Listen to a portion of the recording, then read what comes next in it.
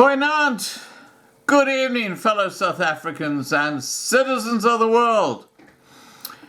And this will be my last video for the night, my time. It's getting up to 6 p.m. I'm going to be up at 2 a.m. I still have to do a whole lot of stuff, so that's my life, okay? But we have an 8 p.m. Johannesburg time tonight, live stream with the Boere Afrikaanse Volksraad. And I've talked about this, so I don't have to go into much more detail about that. But I got an email that's just come through from Chris. And obviously I'm not going to mention anything about where he's at, but he has an engineering company. And it's in a very affluential area. The company I work for is a manufacturer who employs 85 South Africans, including many black workers, more than 2/3 of our staff in fact. Scott, we had a terrible night on Sunday. The riots that broke out last week escalated over the weekend, and the entire area, all the above-mentioned places, became a war zone. Hear that? He's saying it became a war zone. Our security staff were there. The reporters and news were not. Okay, the mainstream media, Enka, SABC, News 24, all these guys, they were missing in action. And that's why I'm saying to you guys, please send me videos. I will certainly post them if they are substantiated, okay? I will put my email address below this video so you can send them directly to me.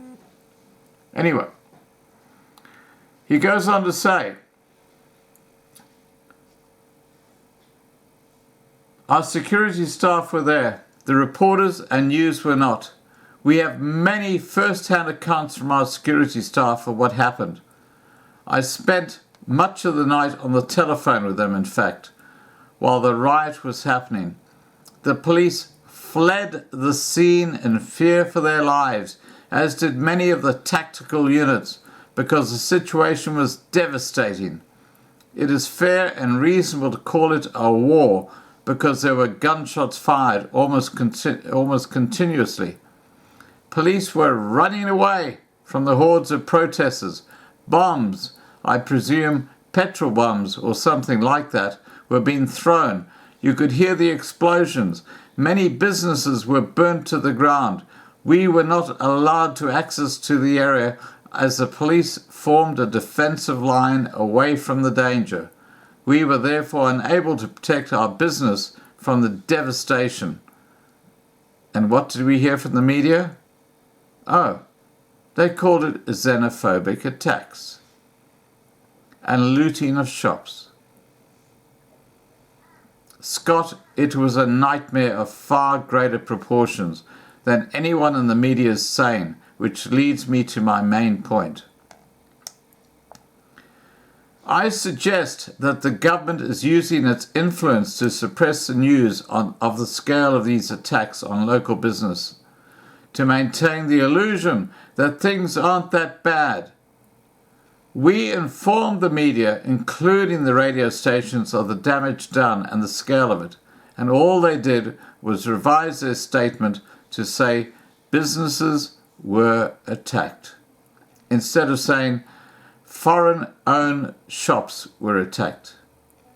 And yet, in the following sentence, they explain the whole situation as xenophobia when it is reported on.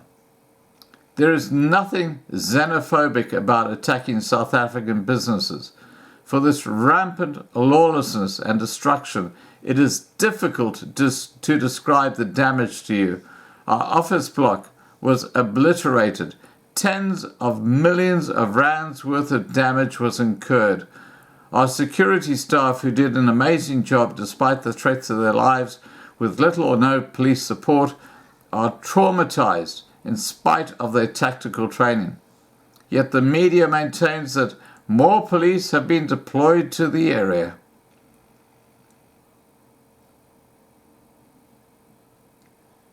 Welcome to the new South Africa. Many of our neighbouring businesses either burnt to the ground or had great damages incurred. Most are now talking about selling out, closing shop and leaving permanently. Just to clear, these are businesses started and run by South Africans who employ South Africans and who pay a large amount of tax. This country is losing its skills, jobs and tax revenue much faster than people realize. Hippo Eyes and his cohorts are trying to maintain the illusion that they can turn this around, but they cannot. South Africa is a lawless state. The police are useless because they fear another Marikana. They certainly fail to protect many legitimate businesses and job creators in this country on Sunday. The silence from the media on the reality of what is happening here is deafening. All right, guys, this is something we're going to be talking about tomorrow night, or tonight, Tuesday night, 8 p.m. Johannesburg time. I'm sorry, guys, because it'll be tomorrow for me. It's 6 p.m. in the evening here, so I'm getting up at 2 a.m. in the morning tomorrow so we can have this live discussion at 4 a.m. my time, which is 8 p.m. your time, the previous night, which is...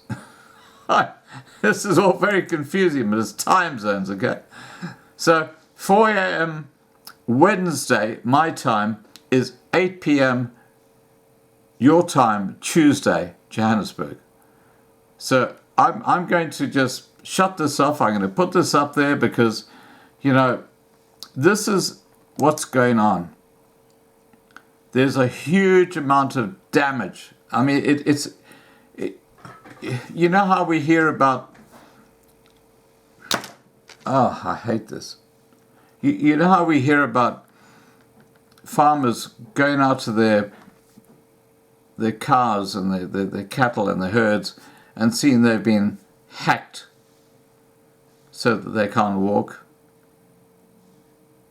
by thugs?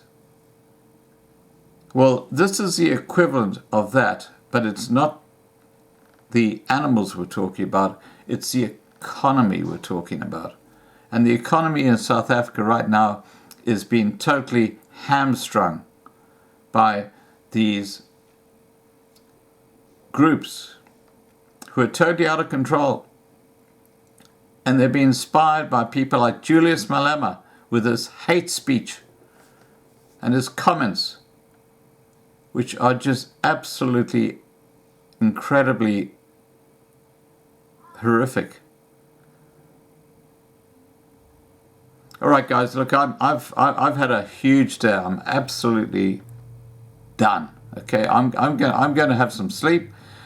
We had a good day on the channel. We had 50,000 subscribers, which is amazing. But look, our journey has only just begun. We have got so much work to do. Please remember to subscribe to be kept informed. Please ring the bell to get the updates. Please like this video, and above all, stay safe. Bye for now.